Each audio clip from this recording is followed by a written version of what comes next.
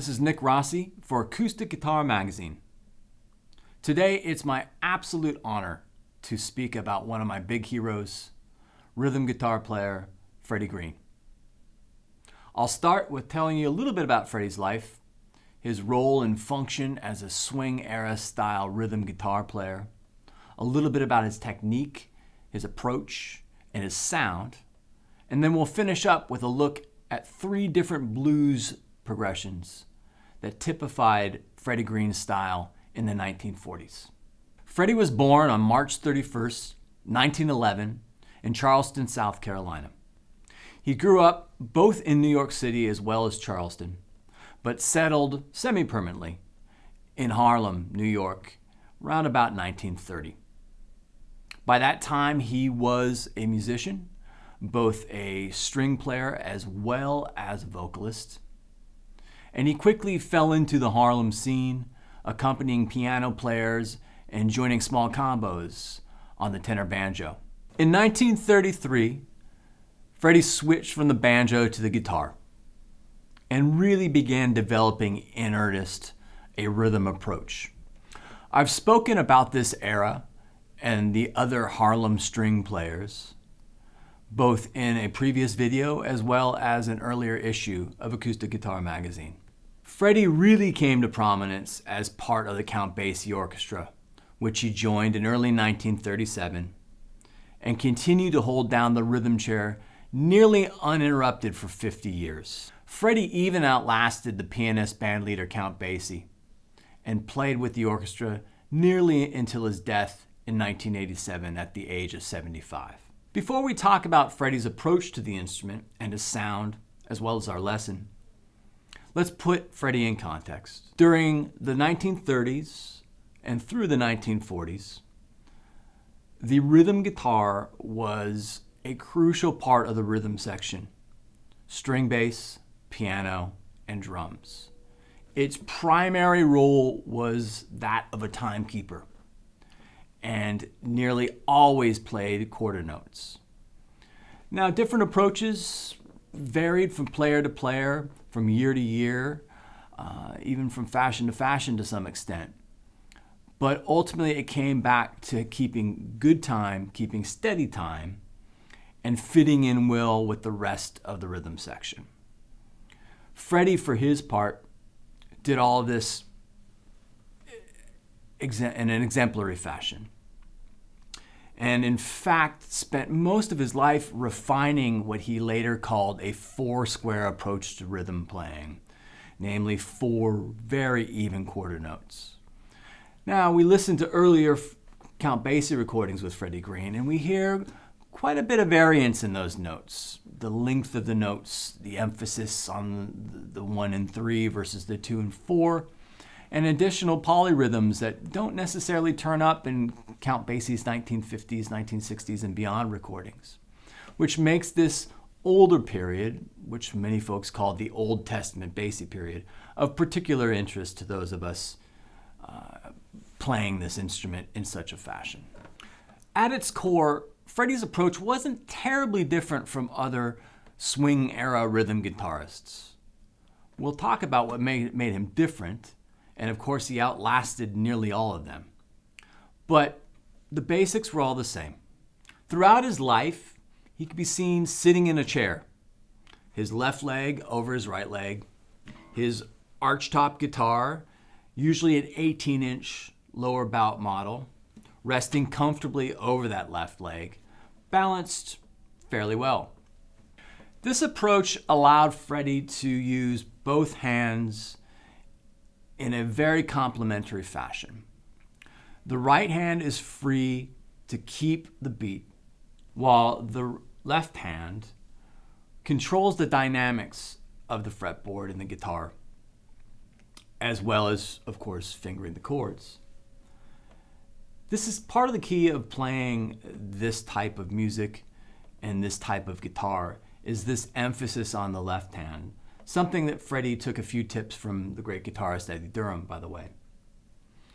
We're constantly applying pressure and releasing, muting neighboring strings, making selections with this left hand that either add more harmonic information to the chord we're playing, or removing that harmonic information. And again, this keeps this right hand nice, loose, and relaxed, not focused on having to dampen the strings, and over the course of a 3-hour dance gig without getting worn out. Not to jump ahead, but let's have a quick demonstration of what I'm talking about. So taking the pick in your right hand, placing between your thumb and your index finger, and a very loose grip, relaxed grip. Keep your arm relaxed and have the movement emanate from your elbow. A little wrist snap is good, and in fact imitates or mimics the banjo technique that most of the swing era rhythm guitar players started with early in their careers and continued to incorporate to greater or lesser degrees in their individual approaches. And what about the left hand? The left hand is really controlling the strings. You'll notice both in this demo right here as well as in the lesson later, my thumb is peeking over the top of the fretboard. And while I realize that's not very good technique, it's a very common approach that a lot of these players used and a lot of my contemporaries use to help mute the strings and control the strings. You don't want any strings ringing that you're not sounding. You don't want any strings that you're muting to be partially muted or be muted to the extent where they're giving you a dissonant tone. So you really want control over everything with your left hand. And as I said before, it's really a matter of a pressure and varying degrees of pressure, which will help determine note length, the amount of percussive information you're providing, as well as the amount of harmonic information you're providing. So jumping ahead and playing a little bit of a blues in F, I'll give you a demonstration of what I'm talking about.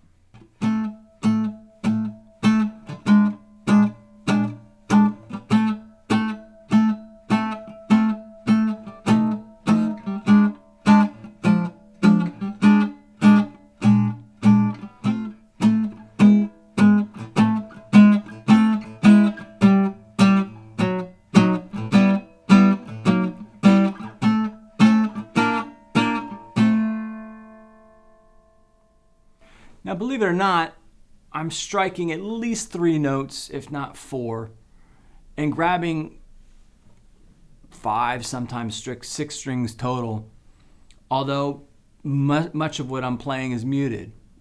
So we'll explore that approach and tie it back into Freddie's technique and how he approached this.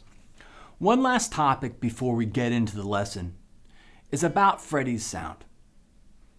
It's very important to note that Freddie played unamplified throughout his entire career. The guitar in the 1930s and throughout the 1940s for the most part, particularly the rhythm guitar, was an acoustic instrument. It rarely even had a microphone anywhere near it except in rare occasions. This does provide some challenges when we're trying to learn from this material and transcribe the material. But by close listening, we can start to learn what these masters did back in the day. The other reason I mention this is that it's really important for us as guitar players, particularly those of us in contemporary jazz circumstances, to understand the sound of the instrument. It's very, very different from both an electric instrument as well as other acoustic guitars such as flat tops. So I do think it's important to understand this music in context before applying it to your own approach. So if you have the ability, spend some time with this material on an acoustic archtop. Try to emulate the sounds that you're hearing on the recordings to get a sense of the sound of Freddie and what he was doing. Often you'll hear rhythm guitar, specifically swing era style rhythm guitar, characterized as a chunk, chunk, chunk sound. It does it a little bit of a disservice. If you listen closely to Freddie, it had a bit more of a soft thrung, which mimics the sound of a tom drum And it brings up an interesting point. Years later, the drummer Joe Jones, with whom Freddie worked for a number of years in the Count Basie band, said that there were actually 4 drummers in the Count Basie band, referring to the entire rhythm section. So it's good to think of your instrument not only in our typical way as a melodic instrument, as a harmonic instrument, as an accompanying instrument, but also as a percussion instrument. We are striking the strings, and we are keeping time, we're keeping beat. And that more or less defines a percussion instrument. So think of the sound you're striving for as you're approaching some of Freddie's style as playing a finely tuned tom-tom rather than, chunking out a rhythm or chopping wood.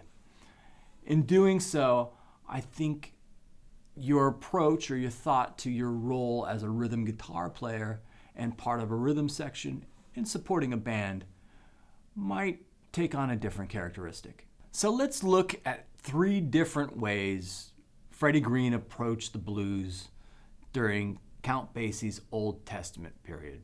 The examples I've chosen span the years 1938 to 1947, a 10-year span during which time Freddie spent a lot of time in the company of Walter Page, the bass player, Joe Jones, the drummer, and of course Count Basie. These are the years in which Freddie really defined and refined his style, a style he would continue to develop during his lifetime, but a crucial period and one from which we can learn a lot. The other important thing about looking closely at this period is that we really get a better sense of the chord shapes that Freddie used. It should be noted, you watch video and film of Freddie well until late into his life, and he continues to grab full-size chords with his left hand. So even as the number of notes reduce over the years and go down to his famous 1- and 2-note chords, he's still playing full chord forms on the fretboard. Why is he doing this? Well, by continuing to voice those chords, he has that control over the fretboard that I talked about earlier. It also gives him the ability at any point of time to, again, add or subtract harmonic information and keeps the strings that are not being plucked or strummed.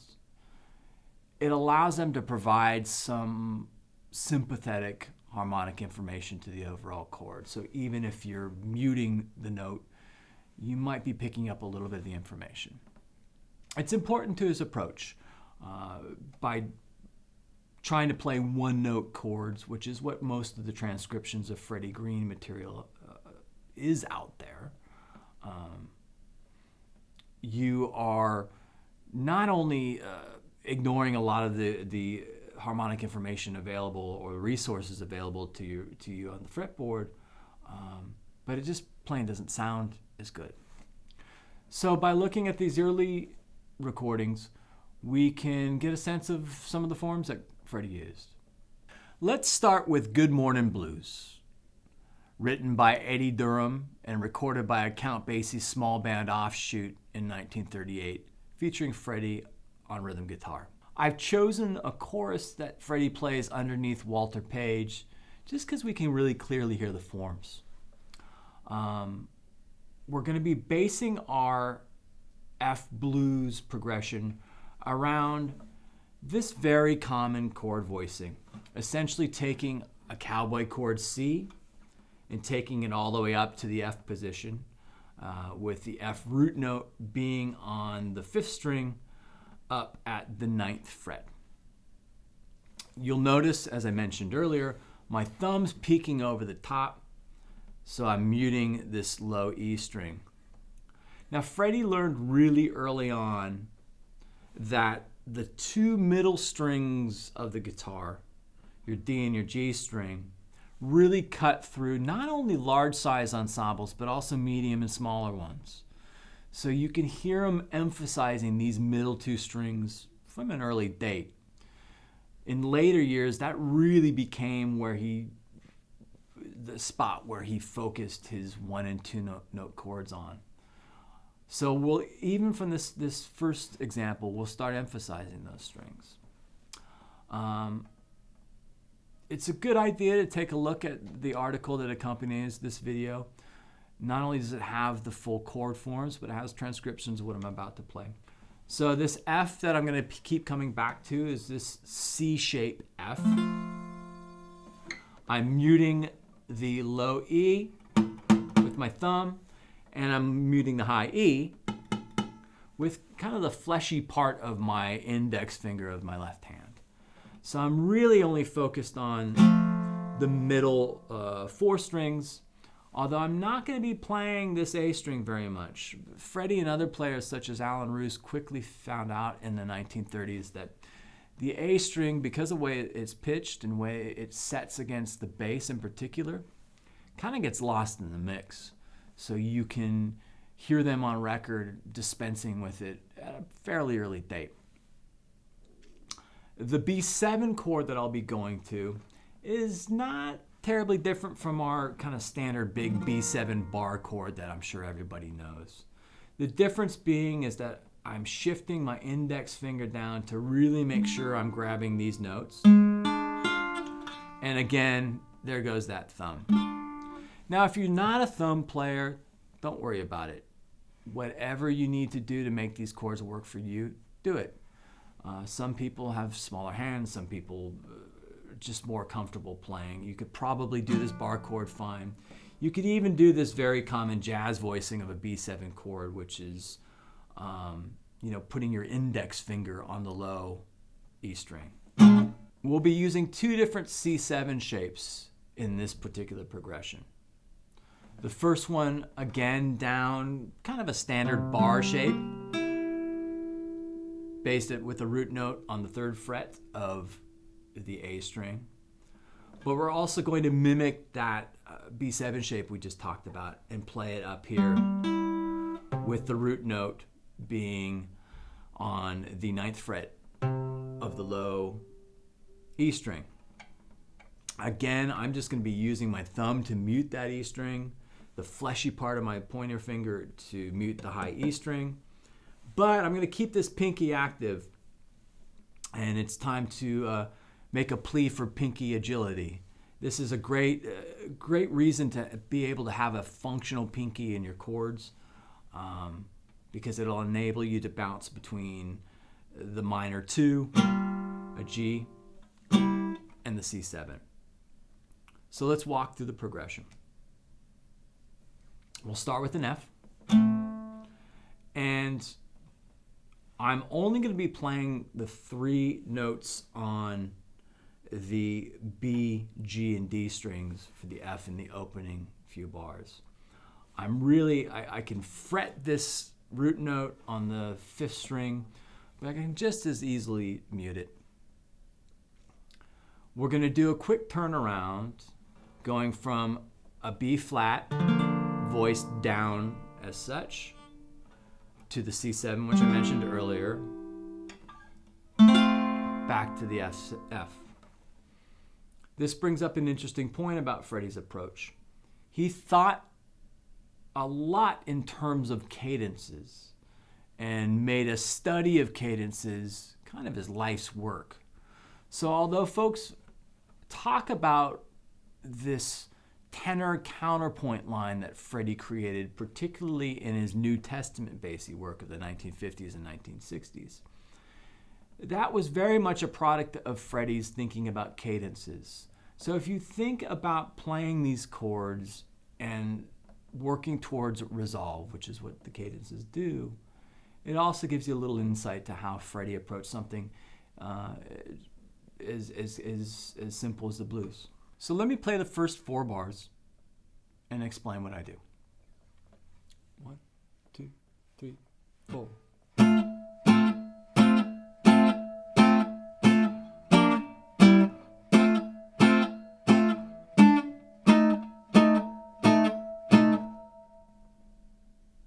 Starting with an F, I give a little quick cadence turnaround using a B flat to a C7, back to the F form. And then I give a quick jump in and grab a quick B7 before changing that F to an F7, which is a fairly typical way to play the fourth bar of a blues by changing your tonic chord to a dominant 7 chord.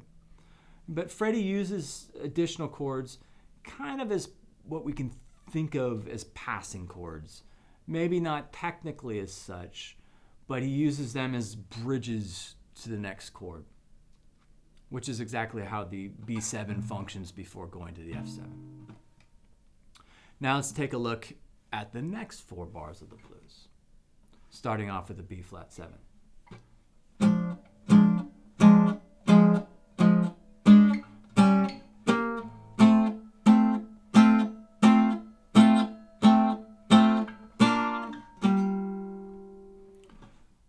Typical 4 chord in the blues, B flat 7, played in the position I mentioned. With a slight atypical variation you hear on some of the older versions of the blues, which beats 3 and 4 of bar 6, quickly switching to a minor chord. And I'm playing a minor 6 chord in 2 different shapes. First of all, in a pretty standard jazz voicing, and a nice full one too. But then I'm grabbing the last beat as, if you want to think of it, the same sort of shape that you would play a E flat 7 chord. But of course I'm not playing the E flat note. So beats. And again we hear that cadence, right? Very typical Freddie Green. Even when he further reduced the size of his chords, he still had those simple cadences moving through his line. You may have heard the last beat of that sequence, I grabbed a B flat. Again, very typical Freddie Green to grab a simple 3-note major triad of the 4 chord before going into the dominant, the 5th chord, the dominant 7 C chord in this case. So let's talk about the last 4 bars, which in this particular instance has kind of the most movement for Freddie. I'll play it first.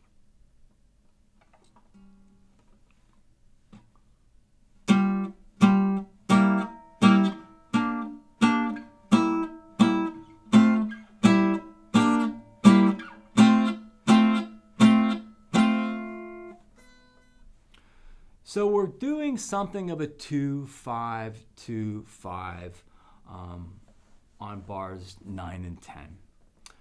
The basis of it all is, again, this C7 chord. I'm muting with my thumb. The first time around, I'm making a G minor 7 chord by adding my pinky here on the 10th fret of the G string.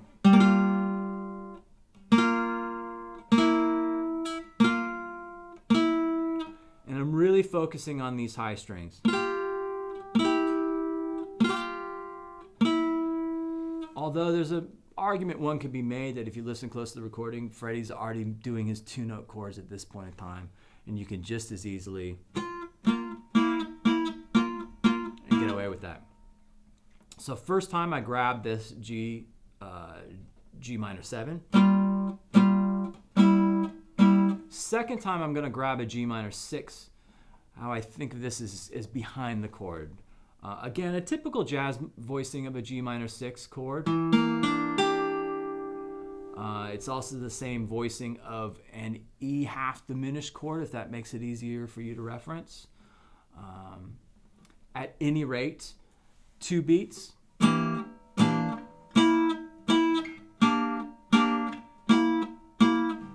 Easy enough. And then a real quick cadence here back on the F.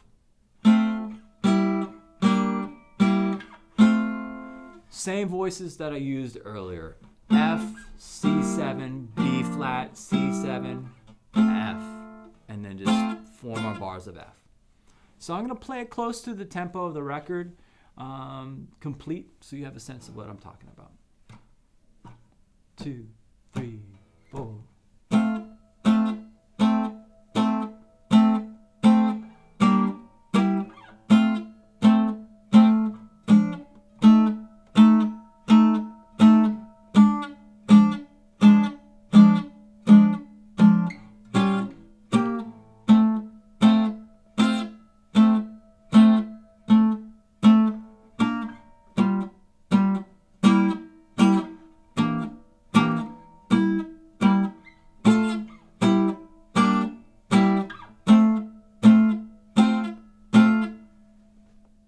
So hopefully that illustrated how you can make 3-note chords, which is essentially what we're using throughout this entire progression, both effective and percussive, and gives us a nice grounding, a nice basis for moving on to either further reductions that we'll see in our next example. Now, if we're talking Count Basie, Freddie Green, and the blues, we have to talk about 1 O'Clock Jump. The song was first recorded by Count Basie and his orchestra in 1937, and soon after became the band's theme song, heard countless times in live performances and on the radio. We're going to take a close look at a 1944 radio performance, which gives us a lot of insight into how Freddie approached not only this tune, but the blues by the mid-1940s. Already by this time, Freddie's chords had shrunk to 2 and even 1 notes. However, based on films from the same time period, we do see him continue to use the full chord shapes as we talked about. We're still in the key of F, so we can use most of the same shapes that we used in the last example. But we'll already start paring down things. In this particular recording, there are also some interesting rhythmic accents that we don't hear in later Freddie Green performances. So we'll talk a little bit about those and how we can perhaps incorporate them into our own approach. I'm going to play the first 6 bars 2 different ways. First with very straight time, or straight as I can manage, and second with some approximations of the rhythms that Freddie's using on this recording I'm referencing. We already know these chord forms from the last example, so we'll spend a little less time talking about those. But note that I'm already reducing them to 2 notes. 1, 2, 1, 2, 3.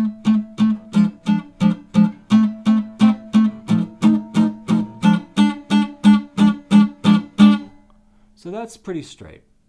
Basic blues progression. F, a quick change to the B flat 7, back to the F for a bar, to the F7 for a bar, B flat 7, and I realize I'm doing 2 different fingerings, B flat 7 for 2 bars. So let's do it a little bit closer to how we hear Freddie play it on this 1944 radio broadcast, and I'll talk about what I'm doing.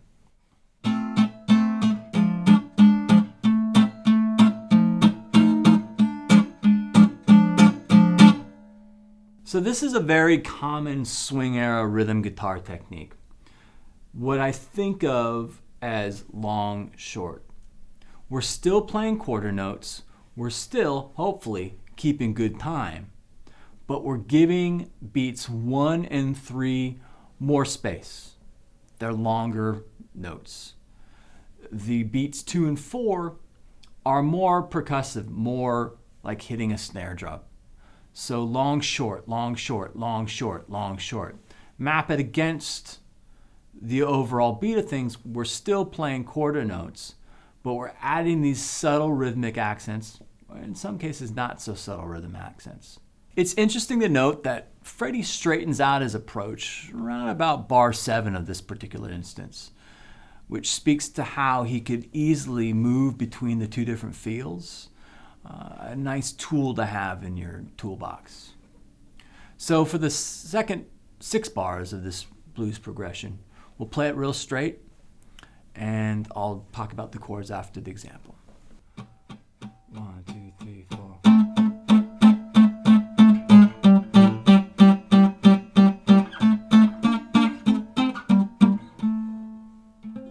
So bars 7 and 8 are pretty much as the prior 6 bars. I'm playing 2-note chords on the D and G strings, same voicings as the prior example. I throw in, just for one beat, at the end of bar 8, what I believe Freddie was thinking of as a D diminished chord. So, typical bar version of a D diminished chord. And again, although technically perhaps not a passing chord per se, functioning as a bridge between my F and my C7 down here. So the cadence. Now when Freddie lands on this C7 chord, he does something very important. He switches to 1 notes. Now we can assume he continues to fret the entire chords, but for the next 4 bars, he plays only the notes which he's fretting on the D string. So, for example, for the C7 chord, for 2 full bars, he's just fretting that G at the 5th fret.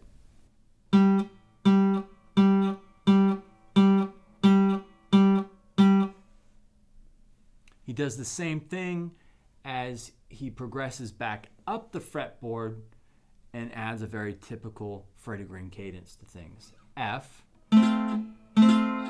B flat, another F played up high in the same position that we played a B flat in the last example. That C7 shape we talked about before, and then resolving to the F in the next bar. But he plays it as such.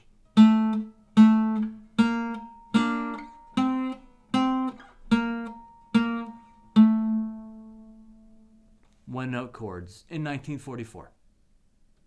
I'll play through the entire progression from start to finish, more or less mimicking what Freddie's playing on record.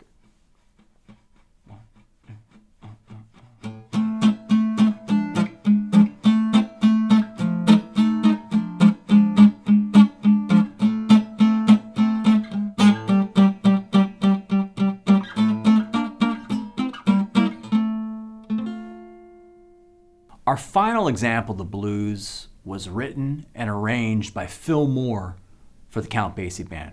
The orchestra recorded it in 1947, 10 years after Freddie Green had joined the band, and 9 years after our first example. What I find interesting about this particular example is that even though we know Freddie started using 1-note, 2-note chord forms much earlier than this recording, we can hear traces of him playing 3 notes in this particular example. So it's not as cut and dry as Freddie started playing in this style at this particular time and switched at this particular time. This lends credence to the idea that Freddie continued to voice full chords, adding and subtracting information as the situation saw fit, whether it was the size of the combo or the nature of the orchestration, which by the late 1940s had become more and more complex. Now we've modulated for this example. We're now in A flat. This allows us to introduce some other chord shapes and also find some other ways around the neck. Let's start with the first 4 bars. As in this particular blues progression, Freddie starts on a dominant 7 chord. Somewhat uncommon in the jazz world, but not unheard of. He again does a quick change to the 4 chord, a dominant 7 version of the 4 chord in this case. And then he goes up and plays a first inversion major triad of the A flat chord. These voicings, again, are pretty common in the jazz world. So it's nice to see that Freddie used shapes that were used by most of his contemporaries. So it's a nice slow tempo. I'll take it as such. 1, 2, 3.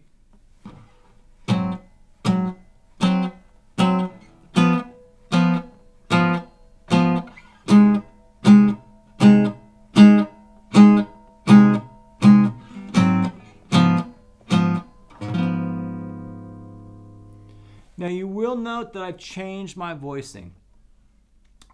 Based on the earlier examples, one might approach it by playing this shape that we first learned as a B flat 7. But I'm actually playing this in this case.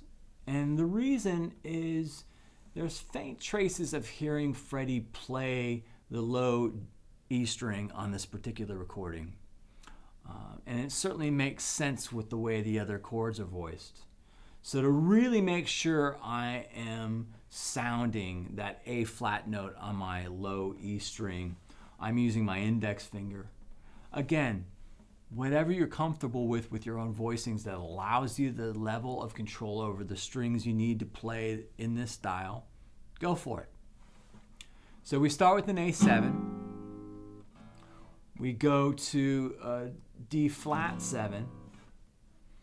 And you will note that I am playing the A flat still with my ring finger. Again, a very typical swing era voicing that even predates the swing era. You can hear Eddie Lang use it on records in the 1920s. And again, adding to the notion that Freddie might be playing his low E string on this particular recording, I'm making sure I'm grabbing that. Now it brings up a good point. While I'm emphasizing these middle two strings still, I am not being bashful about hitting this low E string. But most importantly to all of this, or equally important to all of this, I'm making sure this A string is nice and dead. I'm doing so with my middle finger, which is fretting the D string in this case. Same thing with this high E. I'm not so concerned about grabbing the high E because I'm not playing any notes on the B string, but I still want to make sure it is deadened just on the off chance in my exuberance, in my effort to keep a nice beat, I might grab it.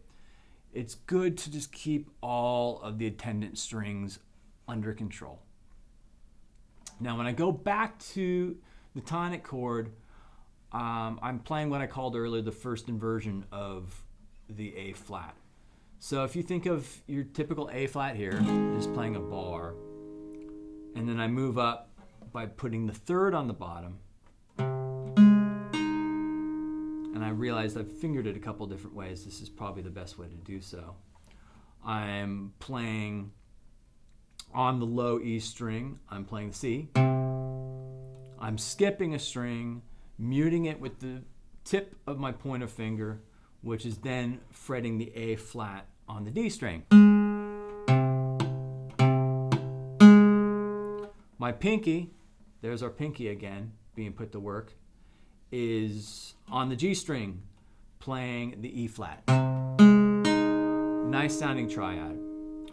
And I'm emphasizing the middle two strings, but again, thinking that Freddie probably is playing this low E string, I'm not being ashamed, not trying to miss it.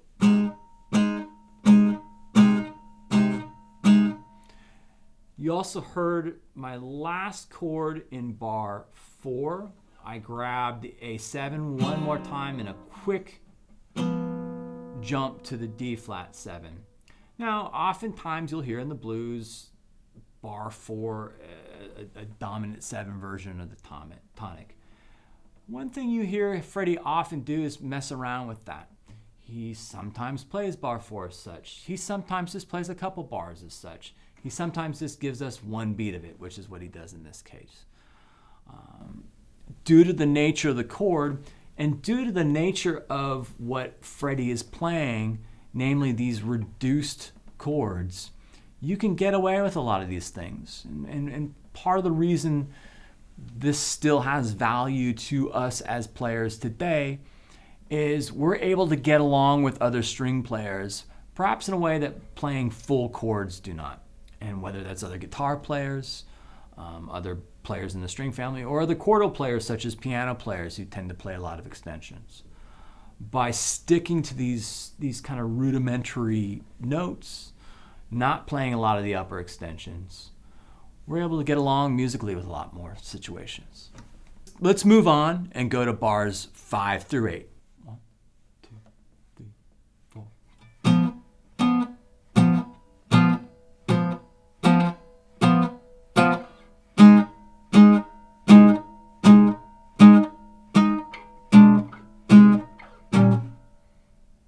Easy enough. Playing very simple D flat 7 chord, going back up to this inversion of the A flat. And I'm throwing in another common device, but very, very effective device, which is playing a diminished chord, half step down from this inversion in this case, a B diminished chord, for a beat before going back up, grabbing that A flat again, and then going to the 5 chord. Now the 5 chord, to jump ahead to bar 9, same voicing as this D flat chord, obviously up 2 steps. So let's play the last 4 bars. 1, 2, 3.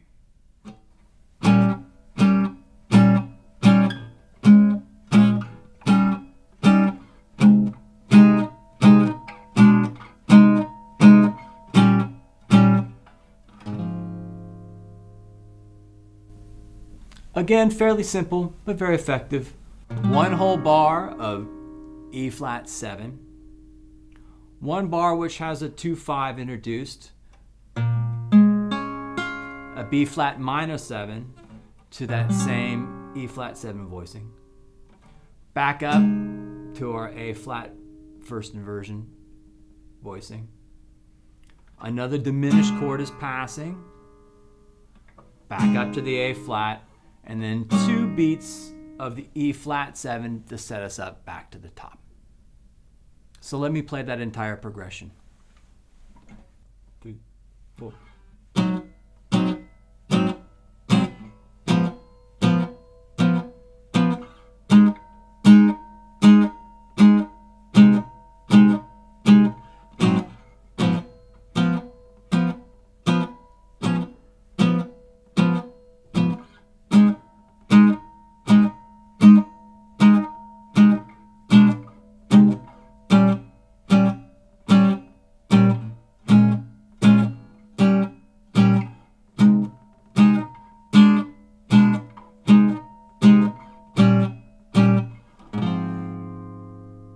What we as contemporary players can take away from these examples are, first of all, the control that we have over our left hand, the ability to add and subtract this harmonic information,